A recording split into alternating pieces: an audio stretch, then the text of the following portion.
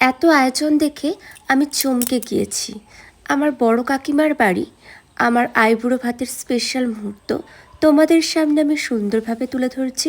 তোমরা দেখতে থাকো, আশা করছি তোমাদের খুবই ভালো লাগবে। দেখো, আইবুড়ো ভাত মানে প্রায় প্রত্যেক দিন এত রকমের পদের খাওয়া দাওয়া চলতেই থাকে। তো যেগুলো আমি দেখছি আর দেখে আমি ভীষণ রকমের অবাক হয়ে যাচ্ছি যে এত খাবার কিভাবে খাবো।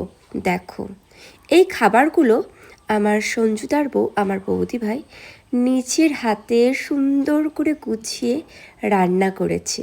দেখো, আর এত সুন্দর মিষ্টি আয়োজন যেগুলো আমি ক্যামেরাবন্দি করে রেখে দিলাম। দেখো তো বন্ধুরা, তোমাদের নিজেদের জীবনের এই স্পেশাল মুহূর্তগুলো মনে পড়ে গেল তো? এটাই স্বাভাবিক, এটাই হয়।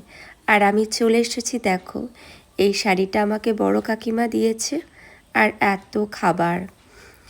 দেখো, এই মুহূর্তগুলো একটা সময় আমার জীবনে স্মৃতির পাতায় রয়ে যাবে আজীবন।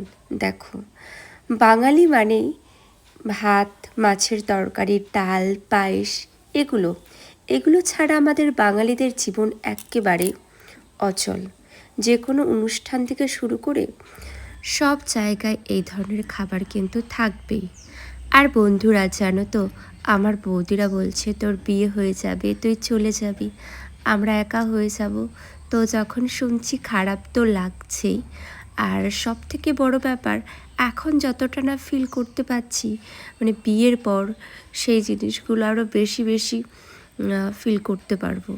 আর দেখো খাবারগুলো, উফ, আমি তো একটু একটু করে খাচ্ছি, আমার তো দারুণ লাগছে। সত্যি খাবারগুলো খুবই সুন্দর।